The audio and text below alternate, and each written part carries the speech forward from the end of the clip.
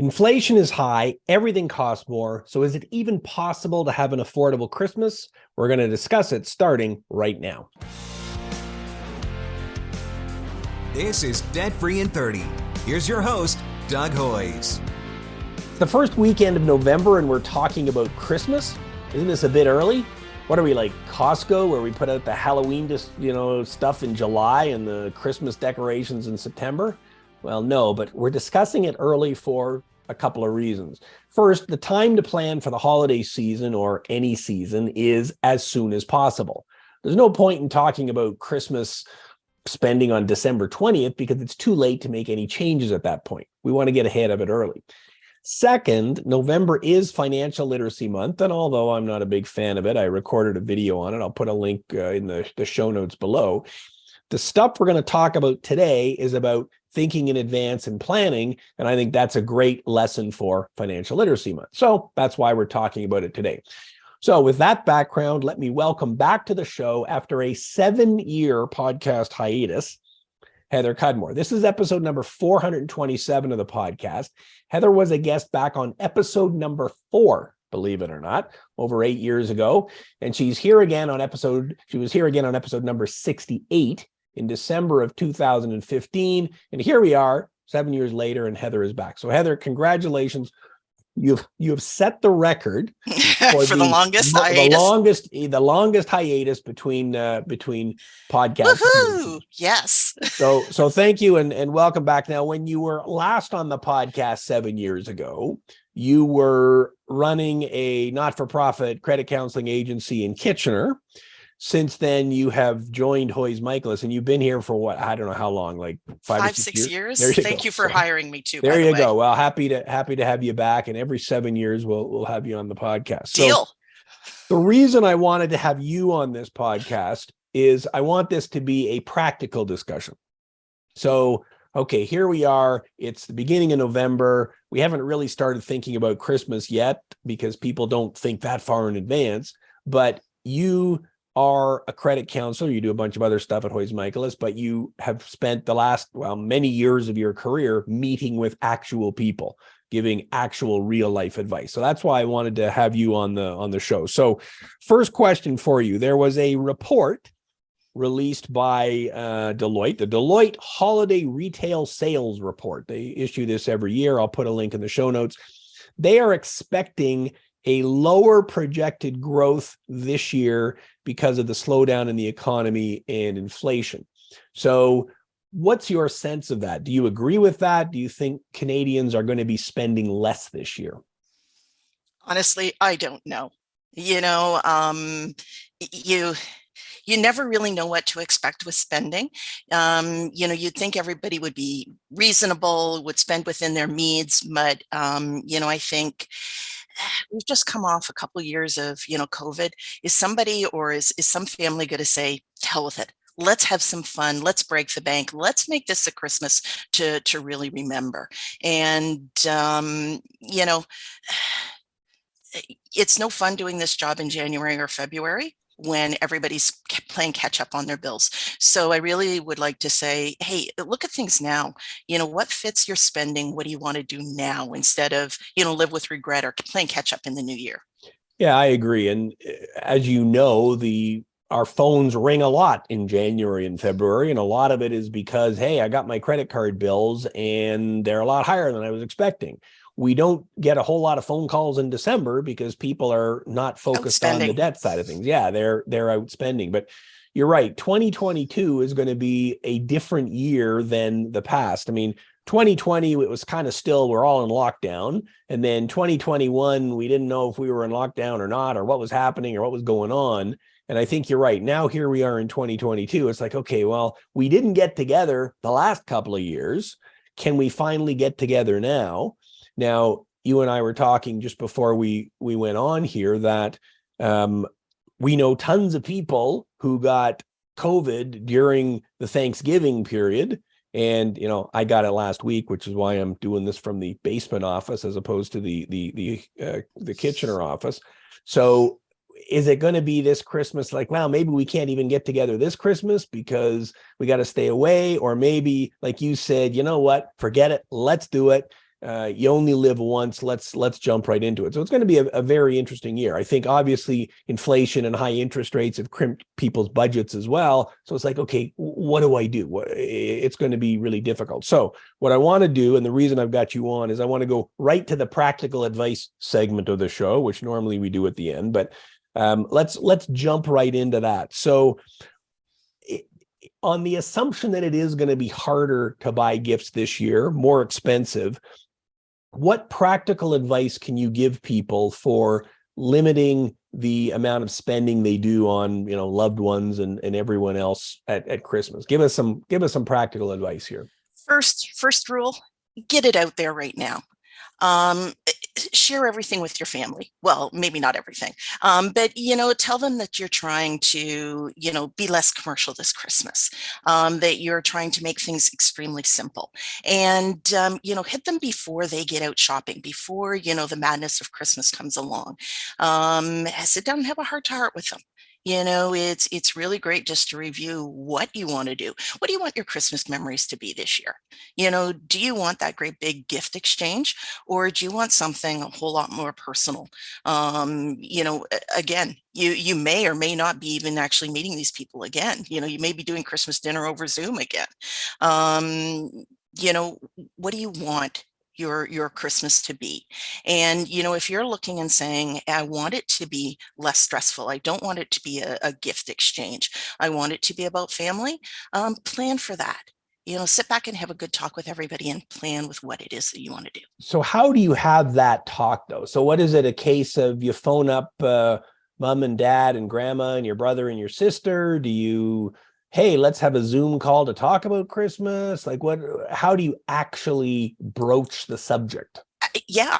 There's nothing wrong with a Zoom call. And, actually in our family, it did always start with mom.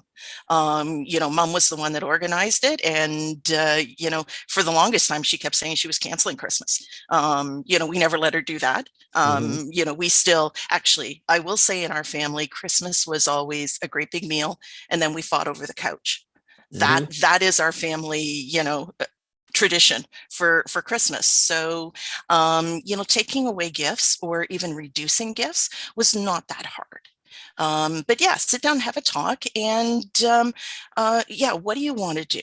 I sort of see this kind of like a business deal or something. I got all these different parties I got to get on side. So I'm going to start with whoever the leader of the family is, mom in your case, or whoever, who's the top guy. And then, but at the same time, I guess I would go to my siblings, aunts, uncles, whoever is normally part of the group, and say, hey, look, you know what, this year, times are a bit tough. And I think I would be saying times are a bit tough for me.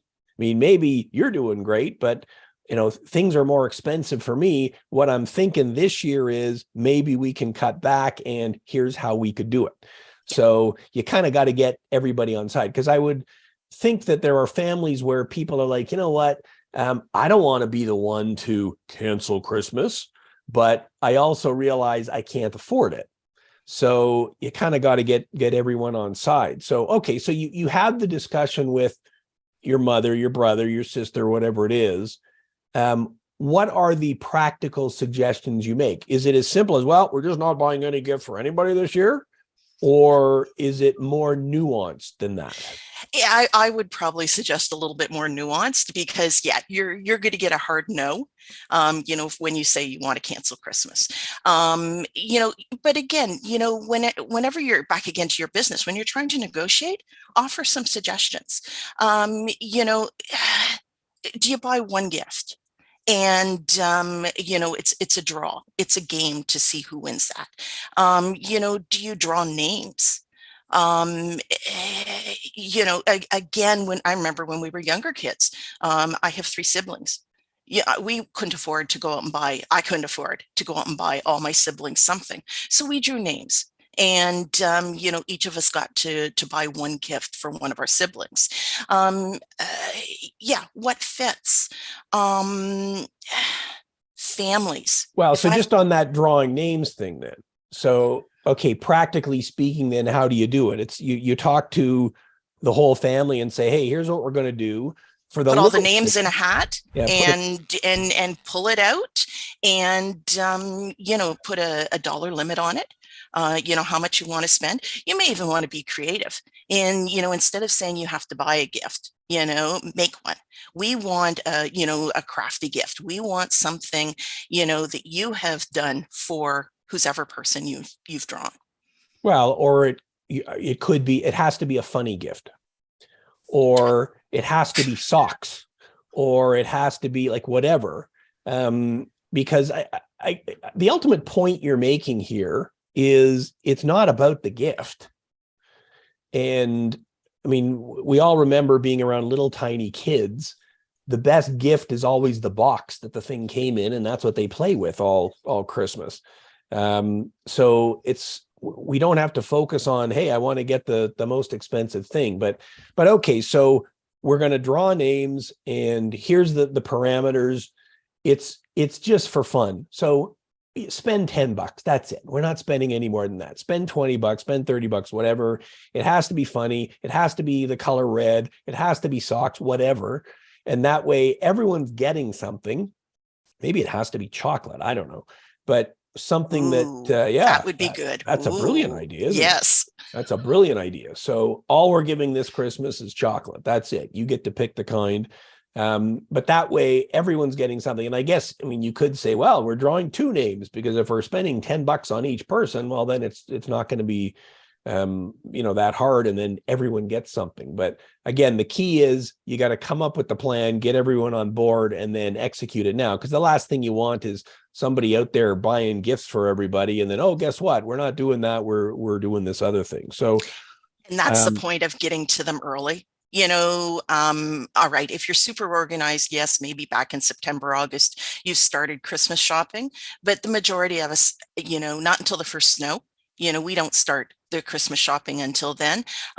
So before the first snow, sit down and talk with them, and, stop them from buying gifts. And, back again, I keep stressing, or the less stress. I will say how much less stress it is that you're not out trying to find that perfect gift for that person. There is no perfect gift out there. So instead of putting that much pressure on yourself, what we're going to do is go and have fun, and not pressure to find, be out shopping in the hordes of other people who are trying to find that perfect gift. So let's talk about fun then. Because again, that's a good way to sell this, rather than we're all, spending a lot of money on gifts. What we want to do this Christmas is these specific activities that we're going to do together that will be fun. So give me some fun activities that people can be focusing on. Well, okay, I'll probably throw it back also to, the families. What do you guys consider fun? Is it a movie night? Is it, a board game night, and again, if somebody is giving a gift, you can give a movie night package, popcorn, movie, a board game, popcorn, all of that. Fun cookie exchange. Does your Christmas, instead of gifts, be, more of a cookie exchange? And I mean, if you're doing that before Christmas, there again is, a whole lot of fun. As far as other things that, I'll throw out, there's always been part of our Christmas tradition, in our family. It's more the experiences too. Going tobogganing, going skating, going out and looking at the lights. And we always vote on the worst house. Well, that's worst, evil, but I like it. Yeah. Again, spending the time with family and doing things. Do you go out and get a Christmas tree and decorate it? All of these things, they don't have a high price tag.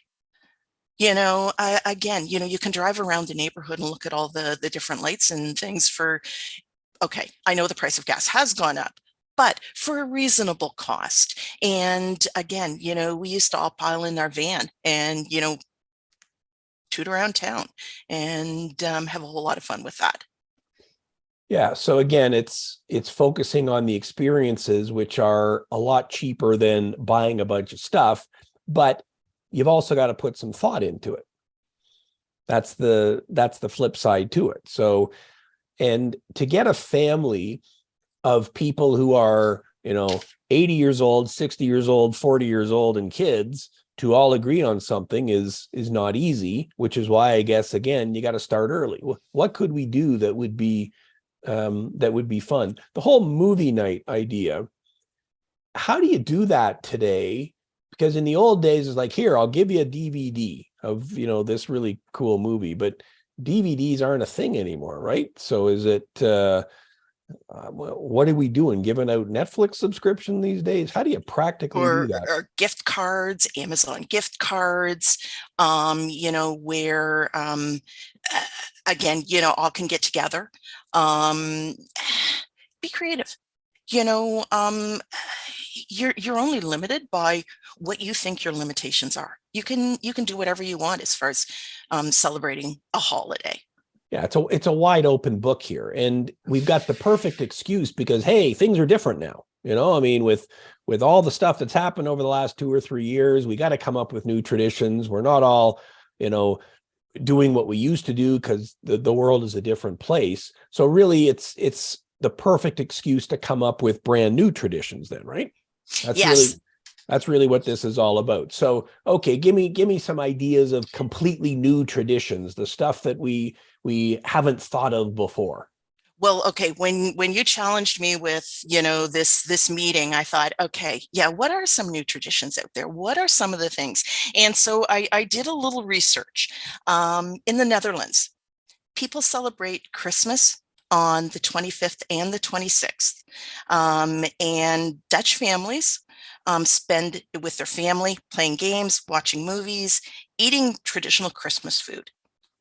2 days of, okay, sometimes your family will drive you nuts and maybe 2 days is a little too much. Maybe you limit it to 1. But, again, do you get together with your friends and do some, instead of family too, some of those things. The other interesting tradition that I really liked is, and I will apologize to any Icelandic people who I slaughter, Jóla bókaflóð. It is a charming Icelandic condition. It translates into Christmas Book Fund. And the tradition over in Iceland is to give or receive new books on Christmas Eve. And what the family does is on, Christmas Eve, they will spend the time together exchanging and then reading those books. And, okay, I'm a book lover. Especially Doug Hoyes' book, Straight Talk on Your Money. So, there can be one book that you can give out that, a family will really appreciate. And, again, little kids, spending time with them and reading a book. That's the joy. Yeah, you're right. And that's, again, something that perhaps you haven't done before. And so why not make that the new tradition? And you're right.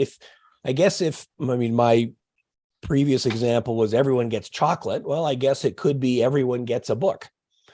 And I know we live in the world of Kindle and nothing is on paper anymore, but I guess that's what makes it a bit different. So, okay, if we're drawing names from a hat and I'm going to be buying a book for whoever I draw, I guess I'm going to have to figure out what kind of book would that person like? What would appeal to them? What book have I read that they may also like? So it's putting a bit more effort into it, but it's not spending a huge amount of money doing it. I really like the cookie exchange thing, though. I think that if you're going to pick one thing, I guess it would mean your whole family would be wired on sugar all of Christmas. But aren't they already wired? Aren't they already? On exactly. Yes. And so why not? I think that's the best story I can tell you about the Christmas cookies. My former superintendent, every year I always gave them cookies. My mom and I would always get together and bake up a whole bunch of cookies, and we'd do a nice little plate and give that away for Christmas. One year I didn't have time to get home. I went to the liquor store. Bought an expensive bottle of wine and gave it to them. And the look on their face was, like I'd killed their puppy. It was what? No cookies? And all I could think was, I spent how much on that bottle of wine? Yeah. I could have just spent time and made cookies, and you would have been more than happy. So actually, again, the thumps in the forehead, as you go along, you'll learn different things. And all I could think was, that family, not that wine was not appreciated, because they were a family that drank at meals and everything, but that cookie tray was a whole lot more important to them. And so, do you want to do a Christmas party around decorating Christmas? Hey, you can all get the kids involved with that. I've got 2 nieces and nephews that are thrilled to decorate Christmas cookies, and then eat them afterwards. But yeah, do a whole Christmas party around decorating Christmas cookies? Yeah, and I have no idea how much it costs to make cookies, but I'm guessing other than time, it's a lot cheaper than a really nice bottle of wine. And anybody with some cash can go to the LCBO and get a bottle of wine. But Christmas cookies, well, that's, if someone makes those for you, then you're right. That's a totally different ballgame. So yeah, I think, I think we've solved the problem here. Cookies and chocolate is probably the solution to everything. What is the 4-gift rule? Tell me about that. Okay, a couple of years ago, 4-gift rule came out, and the idea is that you give 4 gifts. The first gift is something that you want. The second gift is something that you need. Third gift is something that you wear. And the fourth gift, something to read. And now there's different variations. There's 3-gift, 4-gift, 5-gift. But I like the 4, because want, need, wear, and read. I thought that's really a nice rounded gift. And back again, you may pick a theme and try to stick with that. So again, your gifts are meaningful. You're thinking about them. They're not random stuff. Maybe they all tell a story. And yeah, hopefully whatever you give then is not thrown in the back of the closet and completely forgot about. It's something that day to day is being appreciated and used. So this could still be, we're drawing names from a hat kind of a thing. And the name I draw, okay, I'm getting 4 gifts for that person, or maybe it's 4 different gifts for 4 different people, but the categories are want, need, wear, and read. So, okay, something you want. I guess I really got to think about the person. What is it they actually want? What do they need? Well, I guess that's where we get back to socks, because everyone needs socks. Something to wear. Well, I guess that would also be socks. So, and then something to read, that goes back to the whole book thing, or magazines or whatever else. But what that does, I guess, is give it a bit of structure, but so it points you in the right direction of where you want to go with it. So yet another way to give some ideas of what you can do over the Christmas season. What about food? Because you've hit on that theme a number of times here. So the family's getting together, and it's kind of hard for anybody in particular to be hosting Christmas because it's expensive. A turkey costs a lot more this year, I'm sure, than it's cost in the past. I think Christmas has always been a time where everyone kind of pitches in. Does it have to be a little more formal now that, okay, here's how we're going to do it? I'm going to get the turkey, but I need you to do this and you to do this and you to do this. Is that more of a thing, do you think? What are your thoughts on food? We've always came from the extremely organized family. My mother, yes, had the turkey, and the turkey, the stuffing, and the gravy. Everybody else, now she would assign according to your abilities. So yes, if I was in your family there, I wouldn't be doing much. Buns, you're bringing exactly. Go to the store, buy the buns and salad. The butter. Bring the butter. That's what your contribution will be. Yes. Yeah. Potlucks are always fun. And actually, you may not want to actually just limit it to, main, dessert, side, you can, again, be a whole lot more flexible with your potlucks. And Christmas, all right, you mentioned turkey. My experience, we don't eat turkey in our family. So it's chicken. What are you, Um, heathens? Good pretty Lord. much, Okay, pretty okay. much. Okay. And every so often, we go off the rails and we'll do something completely different. And there doesn't have to be a prescribed dinner. That's a good point. And I mean, I come from a turkey family, but yeah, why not? Like, you don't have to do anything in particular. And back to your idea from the Netherlands, where the holiday season is more than one day, more than one meal. Well, okay, so here's what we're doing on Christmas Eve. I don't think there's any rules about what we have to eat on Christmas Eve. Probably every family has a different tradition, but here's what we're going to eat on Christmas Eve. Here's what we're going to eat on Boxing Day. Here's what Christmas dinner is going to be. And I'm sure there's people with a wide variety of food preferences now. You got your vegetarians and your vegans and your carnivores, and well, I don't want to eat turkey. It's got to be red meat. Well, I'm a vegetarian. Okay, well, I guess that's where the potluck comes in then, that let's have as big a variety as we can. So I guess on that Zoom meeting the family's going to have to talk about gifts, we also have to talk about food and who's bringing what and who can do what and whose house is it going to be at and all that. But it all cycles back to planning then, doesn't it? Yeah. And being organized. And, again, though, the overarching theme, you want to have fun. Mm-hmm. So what are you getting together to have fun with? And who? So, back at food in our family, ours always centered around food. You would always get together and there would always be food there. So what fits your family? And, plan that way. And, again, it can be all the sugar cookies. Mm-hmm. Yep. Maybe you have a complete meal of just sugar and coffee. And, a lot of people come away from that happy. Yeah, it's probably a good idea to work in a family walk around the block or something as well. Something healthy too. Yeah, Okay. All right. Just to work off all that sugar, I think is probably what you need to do. Snow fight. Hope for snow, and we can have a snow fight. I'm in. Well, and that's an excellent way to burn calories and beat up your family at the same time. So, well, okay. So I think you've hit on the two practical, important concepts here. You got to plan and you got to have fun. That's what I've gotten out of this conversation. You got to plan and you've got to have fun.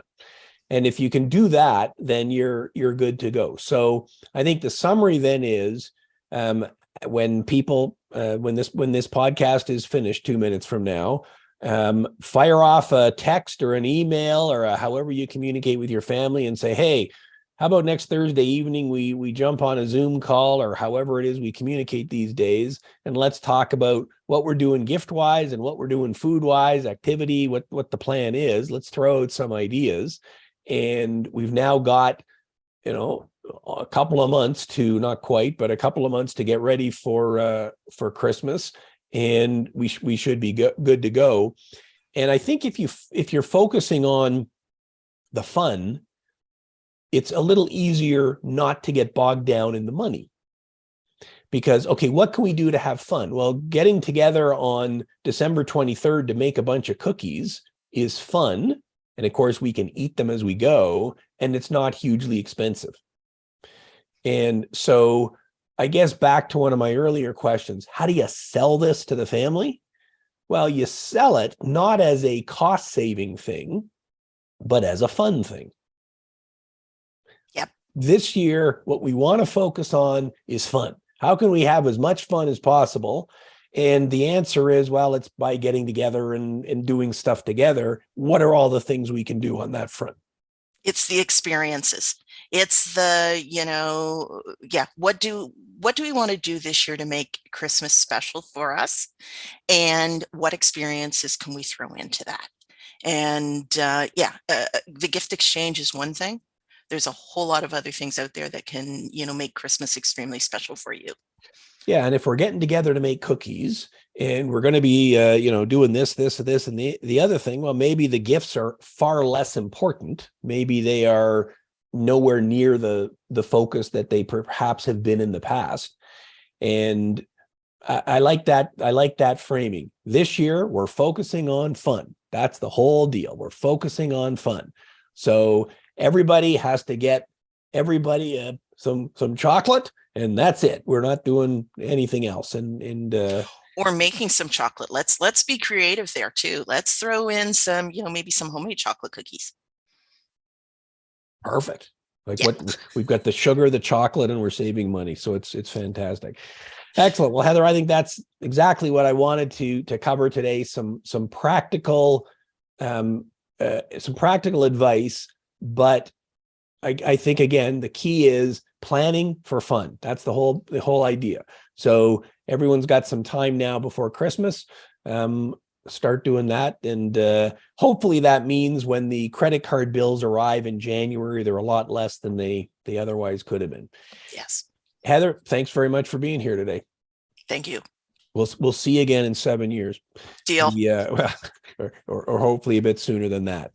So there you go. That is Debt-Free in 30 for the first week of November, even though we're talking about the holiday season. And what we're talking about today isn't just about Christmas. It's about anything you have to plan for in advance. I think everything we talked about would work just as well for, birthdays and everything else. What can we do in advance to focus on fun, and as a result, we don't have to focus on spending as much money as we otherwise would have. So thank you all for listening. Thanks to Heather Cudmore for being here today. That is our show for today. Until next week, I'm Doug Hoyes. That was Debt-Free in 30.